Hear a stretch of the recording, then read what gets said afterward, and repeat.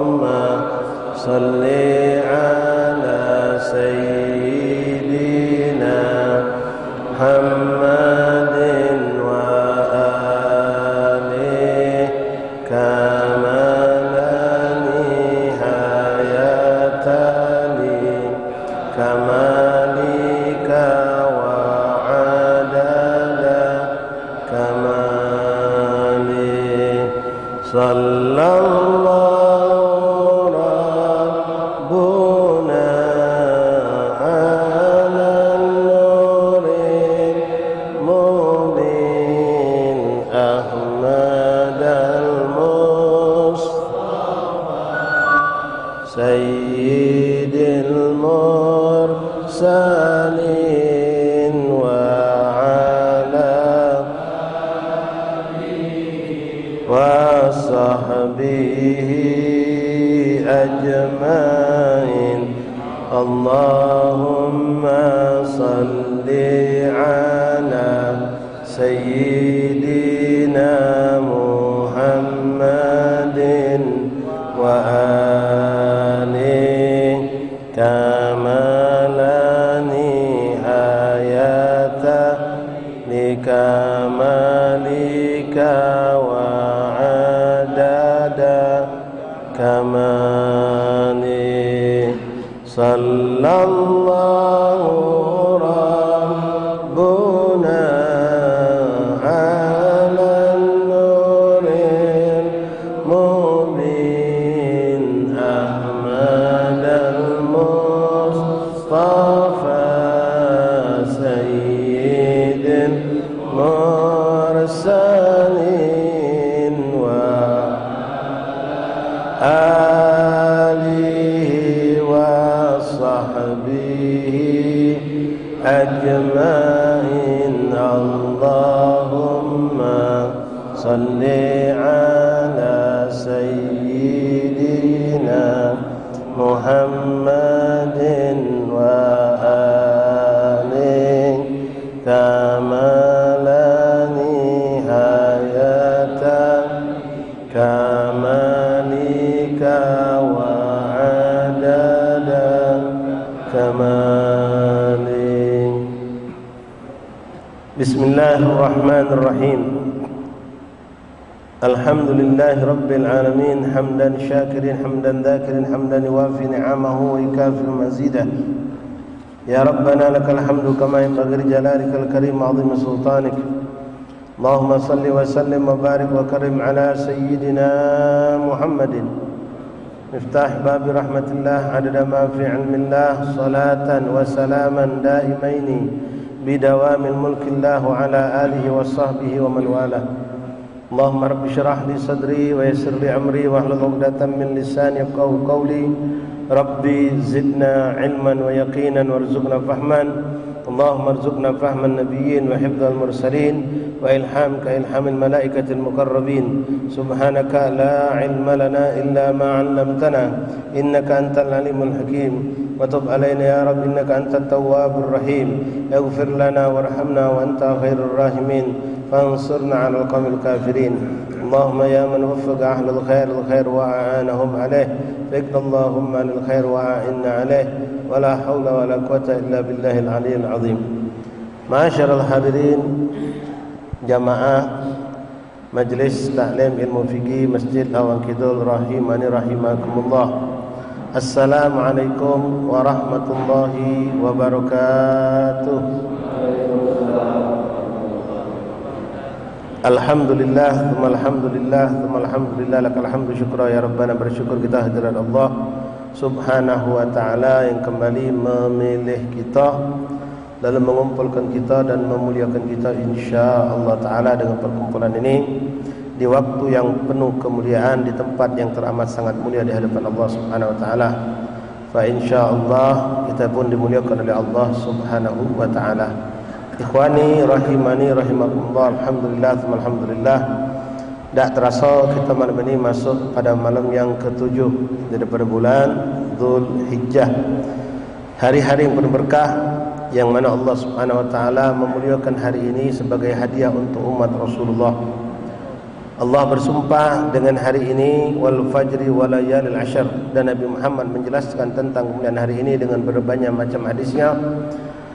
Nabi mengatakan, ma min ayyamin ahabbu ilallah amalus salihah min ayyamil ashr. Tidak ada hari-hari yang lebih dicintai amal soleh yang kita lakukan melebihi daripada tanggal 1 sampai 10 Dhul Hijjah. Amalan yang disunahkan adalah semua amal yang kita dianjurkan berbuat, yaitu amal soleh, baik itu ucapan atau perbuatan. Karena Allah subhanahu wa ta'ala di hari-hari ini melipat gandakan ganjaran pahala atas segala amal soleh yang kita lakukan sampai 700 kali lipat. Kemudian amalan yang sangat dianjurkan juga adalah berpuasa, yang mudah-mudahan sebagian ikhwan sudah ngambil bagian, yang belum berejo. Kalau men kondisi tak bisa nian, seperti yang sering kami sampaikan, minimal hari Arafah jangan tidak dipuasai. Kalau bisa hari Tarwiyah tanggal 8 juga dipuasai, yaitu hari Rabu dan hari Kamis. Nanti kalau bisa kita berpuasa. Kemudian zikir khusus yang dianjurkan Rasulullah SAW di hari-hari 1-10 ini pun mudah-mudahan telah kita perbanyak, yaitu memperbanyak tasbih, tahmid, tahlil, takbir, dan zikir-zikir lainnya. Mudah-mudahan kita pun telah memperbanyak bacaan zikir-zikir, termasuk adalah pembacaan Al-Quranul Karim.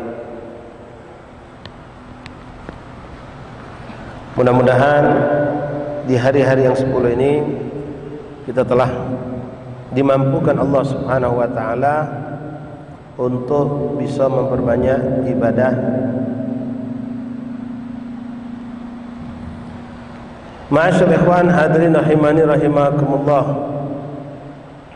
Pada kesempatan malam hari ini, dalam rangka kita menyambut Idul Adha, menyambut ibadah berkorban, maka ada juga masukan di beberapa ikhwan untuk kita malam ini menyampaikan tentang hal-hal yang berhubungan dengan korban. Tadi ba'dal asar di Masjid Munawwar telah kita sampaikan hal-hal yang berhubungan dengan Idul Adha. Mungkin pembahasan ini kami sendiri sudah pernah menyampaikannya, dan mungkin asatidz lain juga sudah pernah menyampaikannya.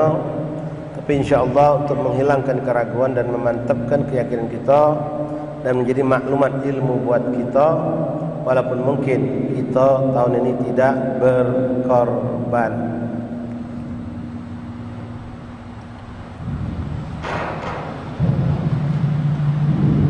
Mati kita. Bismillahirrahmanirrahim. Ibadah kurban hukum aslinya adalah sunnah muakkad, sunnah yang sangat dianjurkan bagi orang yang mampu. Dan kita berusaha ikhwan agar kita mampu, dan hitungan logikanya pendek. Kalau kita mau berusaha, kita nabung, tidak pacat tiap tahun 2 tahun sekali, kita insya Allah mampu untuk nyembelih kambing atau ikut bermusyarakah dalam satu sapi. Kalau hitungan sehari 10.000, ya 100 hari 1 juta, 300 hari 3 juta, dapat kambing belaga. Kalau melo arisan sapi. Kalau memang tak sanggup, ayo 2 tahun 5.000 sehari, 5.000 sehari 2 tahun ikut kita. Dan ini fadilahnya besar. Yang jelas adalah sunnah Rasulullah. Sebagian ulama mengatakan hukumnya sunnah kifayah, Artinya disunnahkan bagi setiap keluarga untuk melakukan korban ini. Kalau ada salah satu dari satu kelompok, satu keluarga itu melakukan, maka yang lain tidak dituntut. Misal kita 5 beranak, maka setiap tahun sikok daripada keluarga kita ini berkorban. Tahun pertama bapak, tahun kedua bini, tahun ketiga anak pertama, anak kedua, anak ketiga, begitu setiap tahun. Maka kita sudah menjalankan sunnah Rasulullah. Tapi tentu yang paling indah, paling bagus, kalau memang kita ada kemampuan, tidak harus seperti itu. Mampu wong tiga dalam sekeluarga tadi, setiap tahun. Mampu lima-limanya setiap tahun. Nah, ada orang salah persepsi, dianggap korban itu seperti berhaji. Ketika kita tawarin, mana Kak Jul, nak melok korban apa tahun ini? Aku sudah tahun tadi. Jawabnya, aku sudah tahun tadi. Jadi tahun ini tidak lagi. Kalau wong rumah kita, wong rumah aku tahun sebelumnya sudah juga. Kalau memang dia tadi itu berpatokan kepada sunnah kifayah memang boleh kayak itu. Cuma kira-kira kalau kita mampu, ngapalah tidak kita lakukan setiap tahun itu afdol. Masyaallah ahbab rahimakumullah. Kemudian hukum ini bisa naik menjadi wajib ketika dinazarkan atau diwasiatkan. Kalau seorang bernazar itu bukan anak insyaallah tahun depan pengen korban, tahun ini insyaallah anak berkorban, tahun ini anak berkorban. Itu bukan nazar, itu ungkapan. Ya. Kalau nazar itu disebutkan ini aku bernazar, atau dijadikan syarat. Kalau aku dapat ini, aku nak berkorban. Kalau anak aku berhasil ini, aku nak berkorban. Kalau tanahku laku, rumahku laku, aku nak berkorban. Nah, itu juga nazar, walaupun tidak nyebut kalimat aku bernazar. Ya. Ma'asyul ahbab rahimakumullah, hafizakumullah, faqakumullah. Kalau orang bernazar, maka hukumnya wajib, harus dilaksanakan. Nazar tergantung dia. Kalau dia ngomong aku nak bernazar tahun ini, kalau aku sukses, anak aku berhasil, aku dapat anak, bla bla bla bla, macam-macam. Aku nak berkorban sapi, maka dia harus sapi. Aku nak berkorban kambing, jangan dirubah sapi, sesuai dengan ucapan. Tapi kalau dia sifatnya tidak mentakyin sapi atau kambing, berkorban saja bebas. Nak sapi boleh, kambing juga boleh. Lalu pertanyaan, yang mana lebih afdal Ustaz, kambing apa sapi? Hewan korban itu ada 3 jenisnya, sapi, kambing, onto. Onto dah kata kita, ada sapi sama kambing. Kalau kita pengen mengembalikan kepada sejarah apa yang dulu disembelih Rasulullah, maka Rasulullah menyembelih kambing. Boleh dikatakan kambing lebih afdal dari sapi. Tapi kalau kita melihat dari segi kebutuhan dan keberadaan hewan itu, kambing ada mahal, misal tak sanggup kita, ya sapi. Atau sapi ada, kambing ada. Wong kampung ini paling damanya sapi. Kalau kambing mereka tak pacak makannya, masaknya tak pacak, takut darah tinggi. Pernah dibagi ke kupon 500, yang datang cuma 200. Karena kami bagi ke kambing, tidak sapi. Ketika kami tanya, kenapa tak ngambil kupon, ngambil daging? Kambing, kami tak pacak. Jadi kami tak pacak masaknya, tak pacak ngolahnya, bau, darah tinggi pula. Jadi misal, maka sapi lebih afdal. Karena niat kita ni berkorban untuk menyenangkan hati wong. Kalau nerima tapi mengut, kecil pahala. Tapi nerima dengan senyuman, sapi apa kambing? Sapi. No, alhamdulillah. Lain, beda. Maka sapi lebih afdal. Namun secara hukum ulama ada yang mengatakan yang mana lebih banyak menumpah kendara ketika disembelih itu lebih afdal. Maka di sini relatif juga. Kambing ada banyak jenis. Ada yang kambing yang masya Allah ketika disembelih darahnya pacak setengah ember, walaupun dia kambing. Ada yang darahnya sedikit, ya. Kalau memang kita nak tahu dari hukum ini, maka carilah binatang yang paling banyak kalau disembelih darahnya keluar. Itu yang lebih afdal. Dan memang itu ada pendapat. Nah, kalau seandainya kita hitung itu, kita perhatikan sikok sapi ini darahnya pacak 2 embeng. Sikok kambing tak nyampe secentong. Kalaupun 7 kambing tak nyampe separuh dari sapi. Berarti sapi lebih banyak. Sapi lebih afdal. Walhasil sifatnya relatif. Ya, tergantung dari segi mana kita memandang. Kemudian untuk jenis kelamin, hewan afdal dikorbankan pejantan, laki-laki, bukan betino. Betino boleh, tapi jangan yang hamil. Kalau yang hamil makruh. Lebih lagi kalau yang sedang menyusui, haram hukumnya, walaupun daging itu halal. Dagingnya halal, gawe kita nyembelih dia ini yang haram. Kenapa? Masih dibutuhkan oleh anaknya. Anaknya masih nyusu sama emaknya, kita pisahkan, kita bunuh pula. Haram, perbuatan kita yang haram. Macam kita solat pakai sarung boleh maling. Sah kalau secara hukum fikih, barangkali solat kita benar, tapi tidak makbul di sisi Allah. Jelas. Kemudian dari segi waktu, nyembelih korban kapan boleh? Afdalnya di saat terang matahari, pagi atau siang. Sore masuk hitungan. Malam boleh, tidak ada larangan. Apalagi di zaman kita sekarang lampu terang benderang seperti ini boleh. Ya, tapi kalau memang nak nyari hukum, aslinya di siang hari lebih afdal. Nyembelih lanang sama betina, penyembelihnya boleh dua-duanya kalau betina sanggup untuk nyembelih, dan tetap catatannya tidak menimbulkan fitnah. Nyembelih dewek di rumah kata nyingok boleh, tapi kalau nyembelih jingok orang kami tukang jagal 20 ekor nyingok betina, bukan nyingok kambing. Nyingok betina itu bukan nyingok sapi. Jadi fitnah, tak usahlah. Memang disunahkan menyaksikan perempuan atau siapapun kita. Memang hukumnya perempuan. Kalau tidak nyembelih, mewakilkan, disunahkan menyaksikan. Tetap baliknya hukum seperti tadi. Kalau dia nyingok, tampil, wong bukan nyingok nyembelih, nyingok betina itu galau, maka tak bagus untuk dia mentu. Tak usah melok nyingok. Termasuk tadi kita bahas tentang solat Id. Solat Id betina disunahkan mentu. Bahkan yang haid pun disuruh mentu untuk dengar ceramah, untuk menyaksikan keadaan syiar Islam. Tapi kalau keluarnya dia membawa fitnah, mendap di rumah lebih afdal. Solat Id di rumah lebih afdal daripada keluar.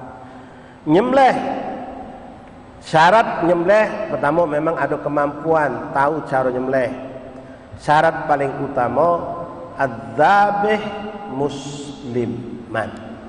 Yang nyembelih harus muslim.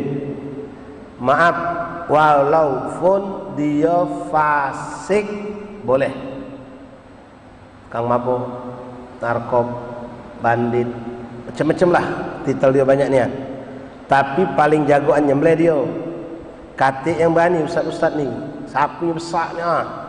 Misal, dia boleh nyembelih. Walaupun maaf semayangnya cuma Jumat bebek, itu pun kadang-kadang. Masih muslim tak dia? Masih muslim, tak pernah keluar dari Islam. Sah sembelihannya. Sah sembelihan. Namun kalau ditanya yang mana lebih afdal, tentu rajulun saleh afdal fi dzabihah. Laki-laki yang soleh tentu lebih afdal untuk nyembelih.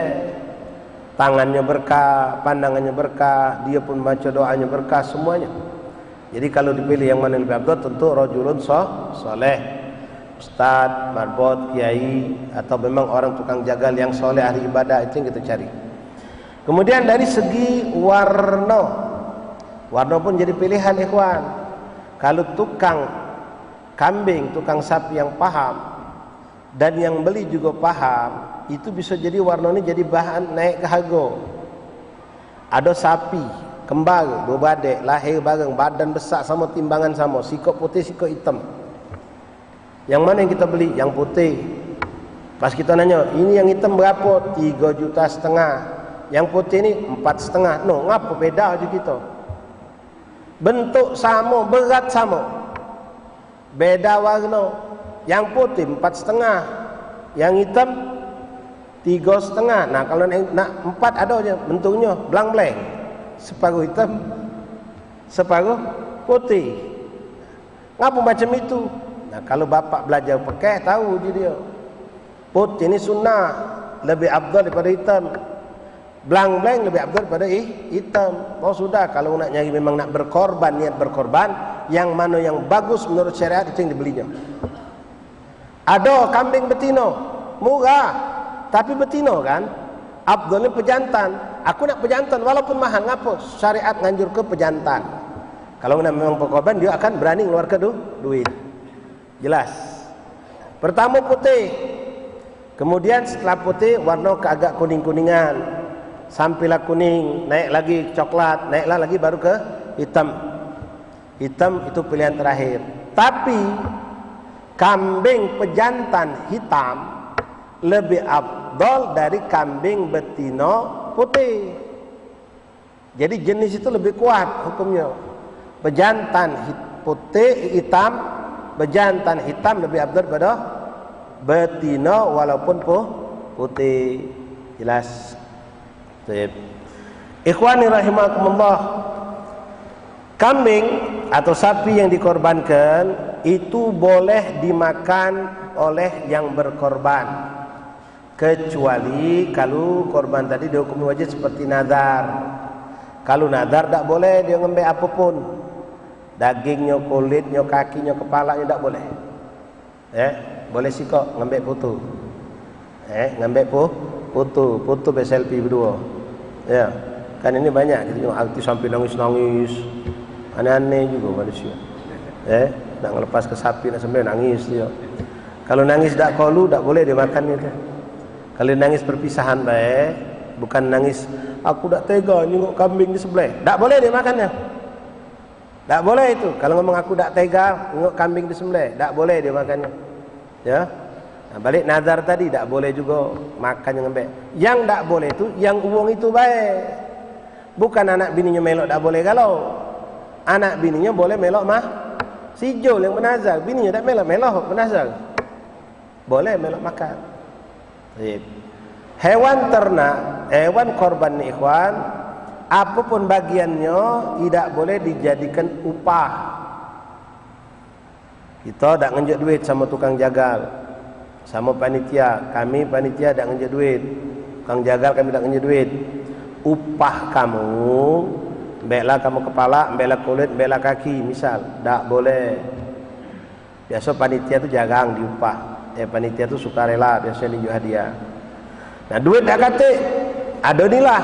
Mana caranya? Tukang jagal minta kami ni, maka kata ceritanya gratis je dia.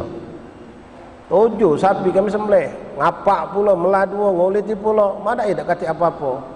Tak kata nen duit. Kami ngumpul ke duit sekian, tak tu sapi naik tinggi, jadi tak pacak nyisa ke. Bayu, kepala itu untuk kami, kulit itu untuk kami, kaki untuk kami. Boleh tak diunjuk ke dia? Boleh, tapi garis bawahi akadnya bukan upah, hadiah. Ya sudah, kepala, kaki, buntut, kulit, hadiah untuk kamu. Mereka tak peduli nak hadiah nak upah, penting kami dapat jadi dia. Boleh kalau akadnya hadiah. Panitia dinjuk hadiah. Wong lain dinjuk sebungkus sewang, panitia dinjuk 2 bungkus. Boleh. Yang penting bukan niat upah. Kalau niat upah tak boleh. Kalau niat hadiah boleh. Ngembek 3 kilo panitia kami untuk 70, sapinya banyak ni 18 ekor. Butuh makan siang. Ngembeklah daging dari daging korban tadi. Boleh. Ngembek dari jatah hadiah tadi. Yang penting yang wajar-wajar saja. Panitia yang 30 ngembek 5 kilo. Makan daging sama nasi itu. Bukan nasi sama daging. Ngembek yang wajar sesuai kebutuhan baik. Tak apa-apa. Boleh. Ya. Kemudian pembagian daging korban itu dibagi menjadi 3. Pertama untuk yang berkorban.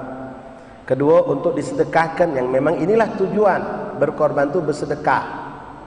kepada fuqara masakin, orang-orang yang tidak mampu. Ketiga, hadiah. Kita memberi hadiah kepada siapa? Mertua, ipar kita, bos kita, anak buah kita, kawan kita, tetangga kita. Mereka orang mampu, bukan orang miskin. Dinjuk daging korban tadi, boleh. Walaupun bos kita tajir, kaya besar, bos, nyicipi bos, berkah korban kami, dinjuk, boleh. Wong miskin lebih diutamakan. Jadi ada yang namanya sedekah, ada yang namanya hadiah, ada yang namanya untuk kita pribadi. Nah, kalau memang korban, abdulnya untuk pribadi itu jangan ngembek banyak, jangan pula dak ngembek berkah sedikit, jadilah keberkahan dari daging korban kita. Jadi kalau dibagi sapi itu tadi tetak 3, kita kecilkan, kita ngembek sedikit baik, sisanya balik kepada fuqara masakin. Boleh seperti itu. Boleh tak? Kebetulan kami ini korban sapi, kami diunjuk jatah oleh panitia masjid 1/7 untuk kami. Kebetulan kami nak sedekahan daging korban inilah, kami jadikan untuk sedekahan kakek. Boleh tak dibuat rendang, dibuat kari? Boleh, milik kita. Kita nunjukkan untuk jamuan makan, boleh, tak apa-apa. Kecuali kalau yang tadi nazar tadi, tak boleh kita ngembeknya. Jadi yang seperti itu boleh. Kemudian ikhwan rahimakumullah, apa bedanya antara wong mampu dengan wong tak mampu ketika nerima daging korban? Kalau wong yang mampu itu tak boleh nyual, tak boleh menjual. Dia boleh nerima untuk dimakan atau diberikan lagi kepada orang lain. Kalau dia tak mau, oh ini kambing, aku tak biasa makan kambing, njuknya sopirnya, mbeklah kau, njuknya tukang kebun, mbeklah kau. Boleh. Tapi kalau dijual tak boleh. Fuqara masakin, wong fakir miskin boleh menjual daging korban yang dia dapat. Bukan yang berkorban menjual daging nih. Wong yang sudah dapat daging, dia miskin, dia fakir, dapat sengaja ditahan. Teleponnya kawan di semasjid Palembang nih, kawan dia galau. Teleponnya galau, minta kupon galau 20 dapat kupon. Anaknya suruh sebangun lu sana 4 ikok, dia seberang sini 5, bini sebelah situ 5. Dapat 20 bungkus. 2 bungkus dimasak, masuk freezer, 18 jual kenyo sama budak, sama restoran. Apa hukumnya? Boleh. Kalau memang mereka fuqara masakin. Jangan kamu cegah. Ada usah dijuk sijul kamu, jual kenyo kaget. Hak dia memang. Jangan ndak diunjuk. Ikhwan rahimani rahimakumullah. Kemudian untuk kulit tadi, ya, kadang-kadang kita unjuk ke sama tukang jagal tadi, lalu dijual oleh dia. Ada tukang penampungnya nih kan kulit itu. Atau kita tunjukkan sama pengurus masjid, dijual oleh dia. Sama hukumnya tadi ikhwan. Ya. Itu boleh kalau memang mereka itu orang yang kita anggap tak mampu, sudah dapat dijual oleh dia. Tapi kalau untuk yang mampu tak boleh, kan itu bagian dari korban. Tapi ikhwan rahimani rahimakumullah, daging korban apakah harus dibagikan secara mentah? Hukum korban sama kekah berbalik. Kalau korban afdolnya dibagikan mentah. Dibagikan dalam keadaan matang boleh. Kita buat malbi, kita buat rendang, kita bikin sate, kita bagikan boleh. Tapi afdolnya dikasihkan dalam bentuk mentah. Kalau kekah sebaliknya, bagikan dalam keadaan matang lebih afdol. Memberikan dalam keadaan mentah juga boleh.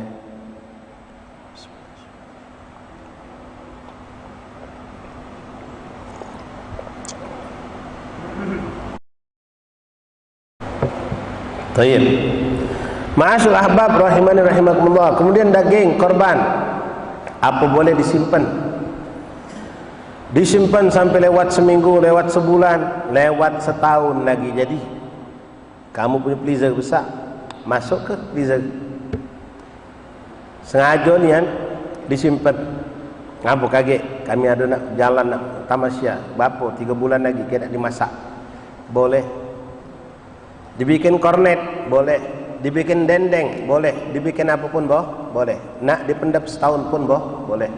Daging korban. Daging korban dibagikan kepada muslim, tidak untuk orang kafir. Kalaupun ada orang kafir yang pengen kita beri karena dia orang kafir yang baik, itu bermasyarakat dengan baik, itu tidak langsung dapat jatah dari korban. Tapi diberikan dulu kepada seorang, orang itu yang memberikan kepadanya. Hakadha. Ikhwan rahimakumullah, hafizakumullah, faqakumullah. Daging korban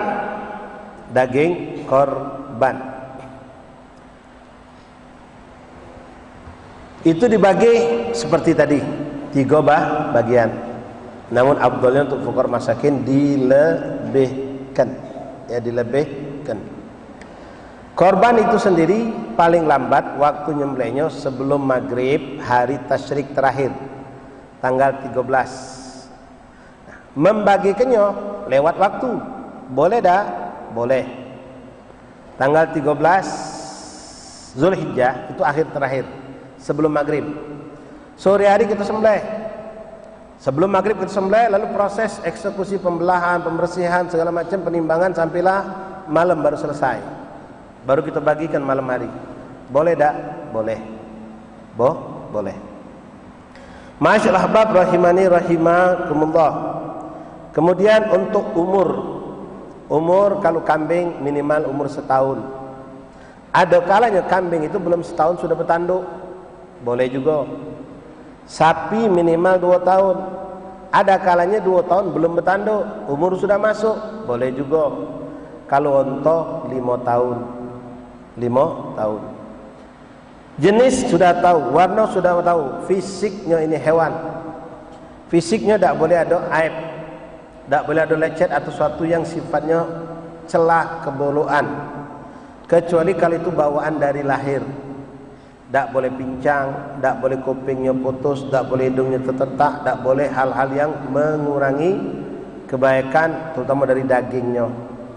Kalau misal ada sapi, karena sapi ini masya Allah ya, lincah, dikebat, kebetan ini sudah 3 bulan di lehernya sampai membekas,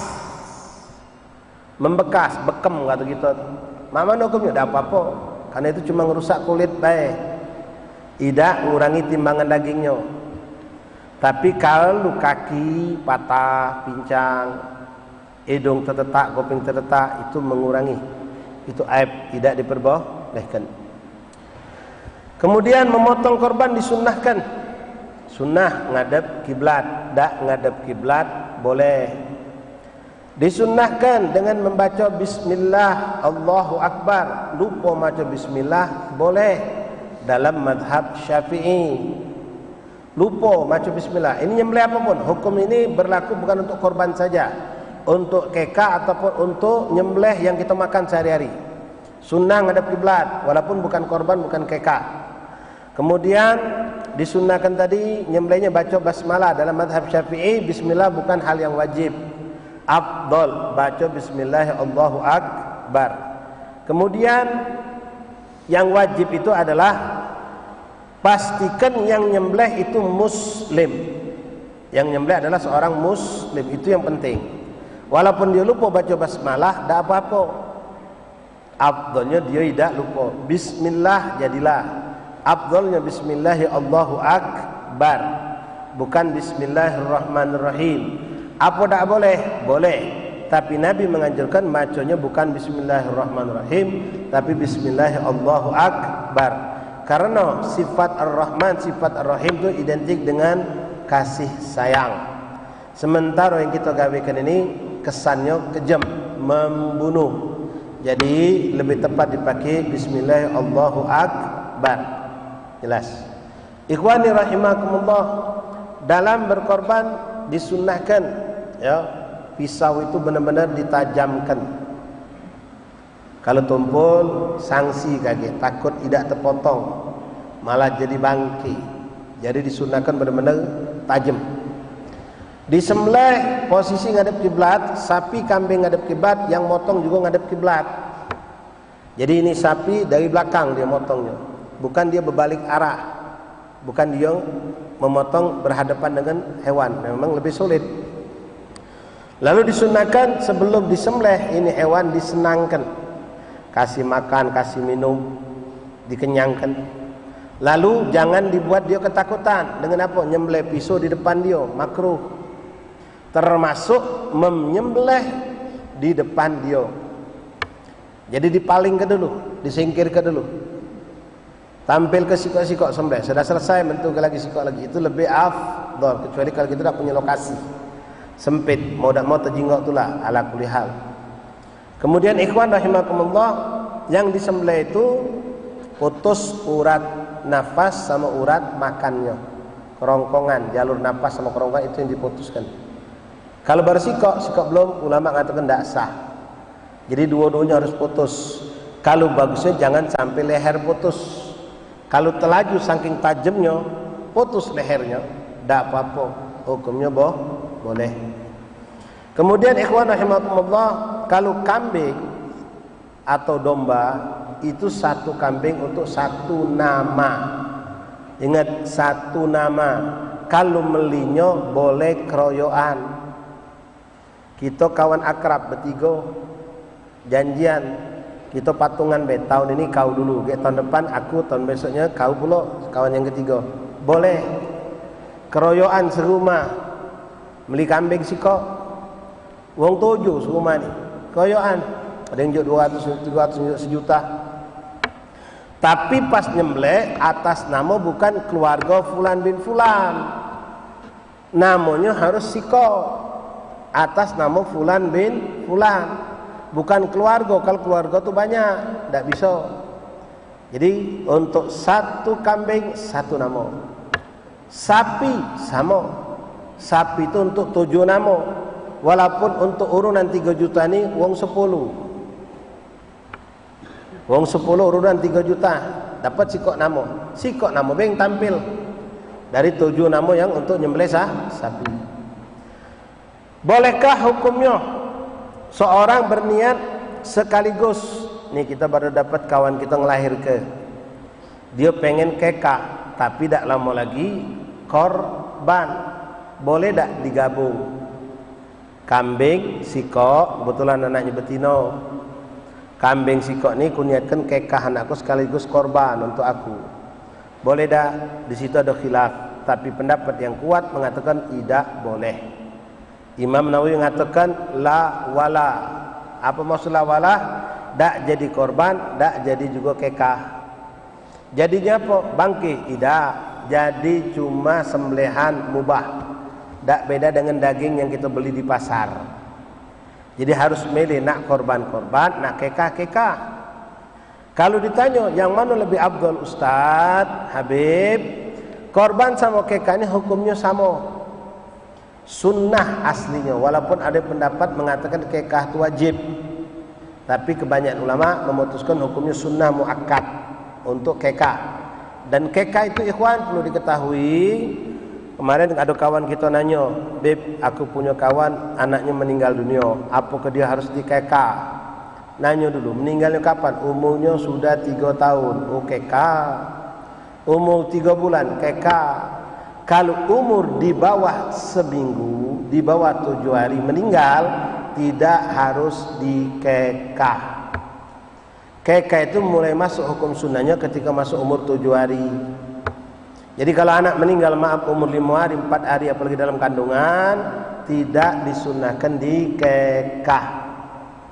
Kalau ngenjuk nama sunnah, bukan ngadakan acara tasmiyah, bukan, sekedar ngenjuk nama. Anak kita meninggal dalam kandungan, sunnah dinjuk nama. Anak meninggal baru sehari, baru setengah hari, baru 2 hari, disunahkan dikasih nama. Tapi kalau kekahnya 7 hari ke pucuk baru kena hukum sunnah kekah. Balik pertanyaan tadi, afdal kekah dulu apa korban? Nah, kita lihat sekarang nih contoh. Anak lahir sekarang, sebentar lagi Idul Korban nyampe, tinggal berapa hari korban akan muncul. Kekah itu masa waktunya sepanjang hidup, setahun penuh bisa kapanpun. Nak di bulan puasa lagi boleh, Idul Adha boleh, Idul Fitri boleh, bulan Maulid boleh. Sementara korban ini waktunya sangat terbatas, hanya 4 hari menurut mazhab Syafi'i. Mulai tanggal 10 Dzulhijjah, 11, 12, 13. Maka kebijakan yang kita ambil adalah mumpung depan mata waktu untuk berkorban ini, korbanlah dulu. Karena waktu sudah di dekat depan mata kita. Kekahnya kapan? Kaget insya Allah. Kalau ada rezeki baru ngekah. Karena kekah dah harus pas 7 dah ada, 14 ada, 21 dah ada. Kapan pun boleh. Kekah seperti anak laki-laki. Ya, kambing 2. Sahur beb nak ngumpul ke duit 2 kambing tu. Nabung baru dapat sikok kambing. Boleh tak aku sembelih dulu sikok? Kaget sikok lagi nyusul. Kesimpulan pendapat ulama membolehkan. Sembelih dulu sikok, kumpul ke lagi duit, nyembelih sikok lagi. Boleh. Boleh. Masyaallah ahbab hadirin rahimakumullah. Sapi untuk wong 7. Ya. Seandainya kita sebagai panitia telah mengumpulkan dapatlah 4 sapi. Pas nak masuk sapi kelima, kurang 3 ekor wong. Kurang 3. Sudah muter kita sekampung angan ni, dak katik lagi yang nak melo. 3 kurang 4 ni kalau digagalkan kesian. Mana ada yang bernazar pula 2 misal. Digagalkan kesian. Lah nyetor duit kurang 3. Muter nyari wong untuk melakukan korban dak ada.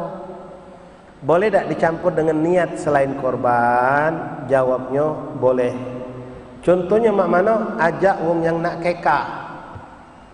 Si Jul tadi punya anak betina, si Ujang punya anak 2, punya anak lanang.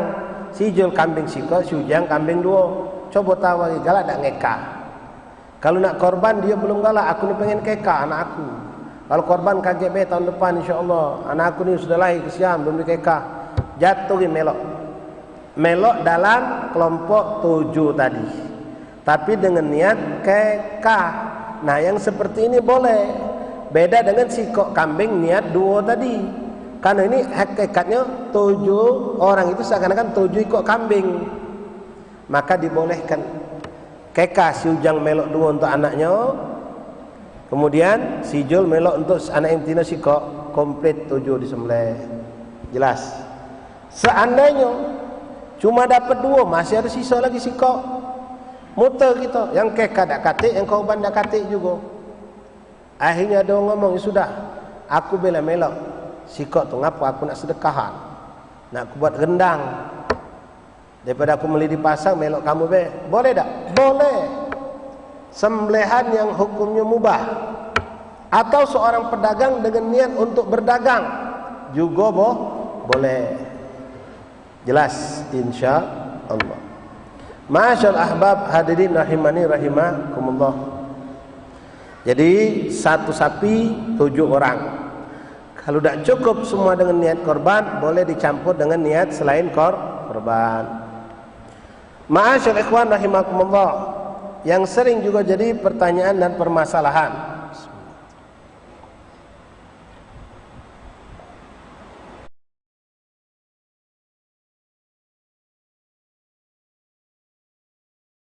Boleh tak berkorban untuk wong sudah meninggal? Sering kita dapat 7 sapi yang hidup sikok. Ujang bin Ujang, anaknya almarhum Budin bin Su'ab, almarhum fulan, almarhumah, almarhum. Wong meninggal galau. Di sini ada pendapat ulama. Ada yang mengatakan boleh kalau itu wasiat. Almarhum sebelum wafat berwasiat, kaget kalau aku meninggal, tanah yang sebelah sana tu laku, aku nak minta nyicip sedikit tolong korban untuk aku. Pokoknya kapan tanah tu laku, sisa ke duit untuk aku berkorban. Atau lebih tajam lagi, nak meninggal ngomong nian, kaget kalau abang meninggal tolong tahun ini melok ke korban, beli ke kambing sikok. Kalau dia ngomong beli ke kambing sikok, jangan mesok ke sapi. Wasiat ini sesuai apa yang diamanat ke. Kalau dia ngomong korban boleh melok ke sapi, melok ke kambing. Nah, kalau orang itu almarhum dan berwasiat itu tanpa khilaf. Semua ulama mengatakan boleh pakai nama dia, almarhum fulan bin fulan, almarhumah fulanah binti fulan. Yang jadi masalah sekarang kalau tidak ada wasiat. Ada pendapat ulama di situ. Kebanyakan mengatakan dak, yang berkorban khusus untuk wong hidup. Nama wong hidup kecuali yang meninggal itu wasiat. Ada yang membolehkan dengan ilahnya itu kan sedekah. Sedekah itu boleh baik untuk wong meninggal. Sedekah. Jadi sedekah itu boleh baik untuk meninggal. Maka boleh kita simpulkan keduanya boleh, tapi afdolnya untuk wong hidup. Tapi bib anu ni pengennya untuk abana lah meninggal. Ada wasiat tak kata? Namo ente niatkan ya Allah hadiah pahalanya untuk almarhum. Kan hakikatnya pahala itu yang ditunjuk gitu. Bukan masalah dinamo. Niat pahala macam kita sekarang berzikir, tahlilan. Kita ngomong ya Allah, Allah maj'al wa ausil wa balligh wa taqabbal thawab ya Allah sampaikan, berikan pahala bacaan-bacaanku ini kepada almarhum fulan bin fulan. Bahkan kalau kita ngambil dari hadis Rasulullah, yang Rasul pernah ngomong, sedekahlah kamu jariyah, niatkan untuk wong tua kamu, maka wong tua kamu dapat pahala jariyah, kamu juga dapat, kata Rasulullah.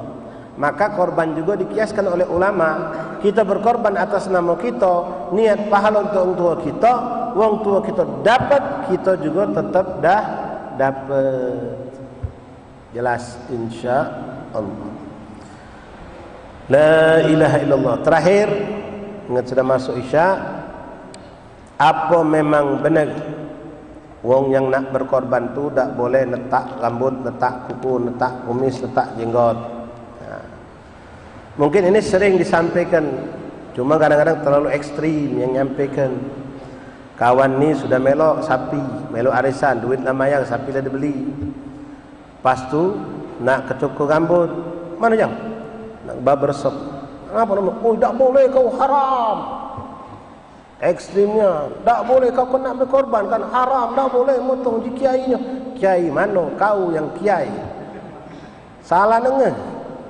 Tak boleh bukan haram, memang hukumnya makruh bagi orang yang hendak berkorban, yang memang dari awal katakanlah dia sudah beli. Tapi kayak sekarang nih, ente belum beli, baru punya keinginan.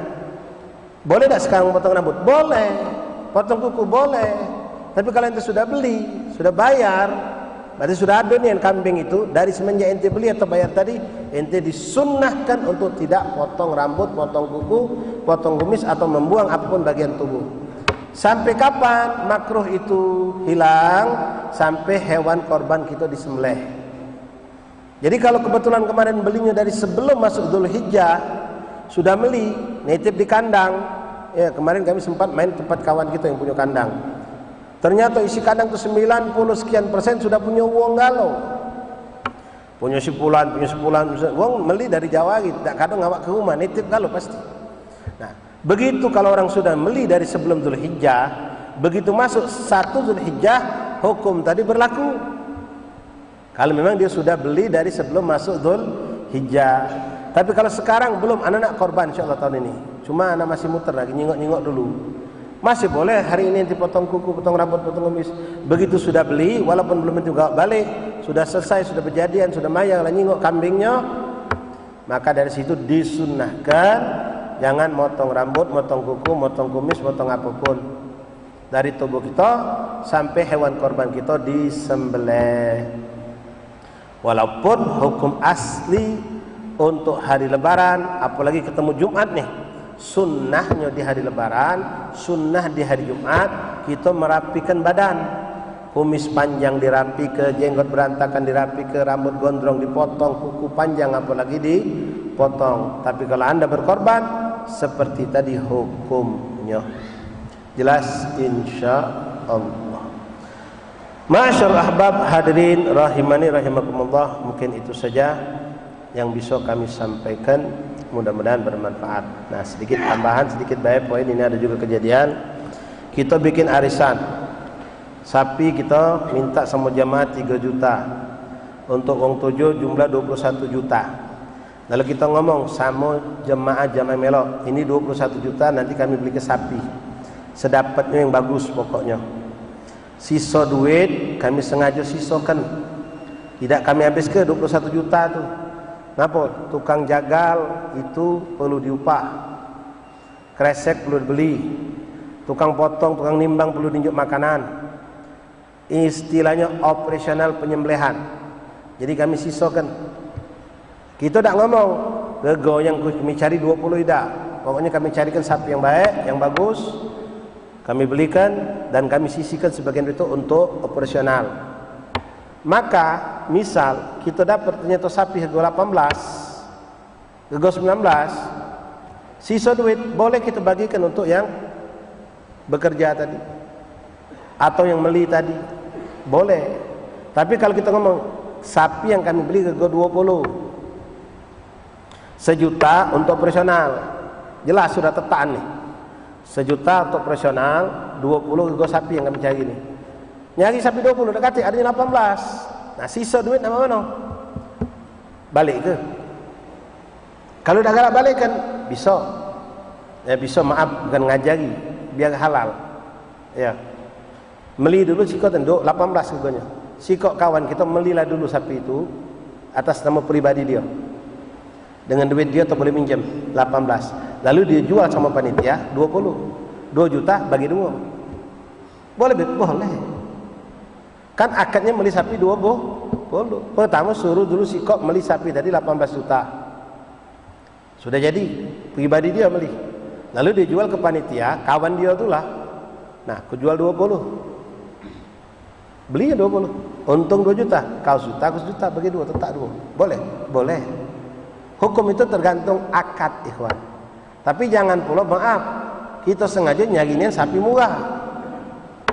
Pas pedat yang melok arisnya, mana sapi yang dikabung? Oi, kecilnya, kurus pula, banyak tulang. Tahu mereka, oh ini 18 paling. Mudika itu namanya. Itu namanya mudika. Ini kebetulan kita dapat murah, bagus. Kalau digawa ke kota memang harganya 20, kita beli langsung ke dusun. Beli langsung ke dusun, ngawak dewek kita. Belum ongkos ngawaknya, ada juga 500.000 mungkin. Kita nak ambil untung, boleh. Jadi kita sebagai penjual juga. Tapi akadnya 2 kali. Ya, jangan kita ngomong mai 18 sama jamaah ini sapi 20.000 kami beli. 20 juta kami padahal beli 18. Jangan. Kalau memang mau dihalalkan seperti tadi. Yaitu salah satu cara biar halal. Jangan mudika. Wallahu a'lam bissawab. Mudah-mudahan tidak sempat tahun ini, tahun depan kita bisa berkorban. Lagi ikhwan, kalian sungguh-sungguh nyelengi 10.000 sehari, tahun depan bisa dipastikan korban antum. Setahun itu 360, Pak. Ya. Kalau 10 sehari baru 3 juta, baru 300 sehari. Masih ada sisa 600.000. Cak nyelengi lagi kita. Kalau memang tidak baca 2 tahun sekali. Hati-hati wahai perokok. Perokok yang habis ke duit sehari belasan ribu. Sampai ini belum pernah berkorban, takut disondol sapi udah ya kan. Iya, korban itu untuk kita, pahala untuk kita bisa. Jangan bakhil, jangan pelit. Ya, sekali lagi korban bukan setahun seumur hidup, tapi setahun sekali. Kalau bisa kita mampu terus berkorban. Wallahu a'lam bissawab. Adzan isya.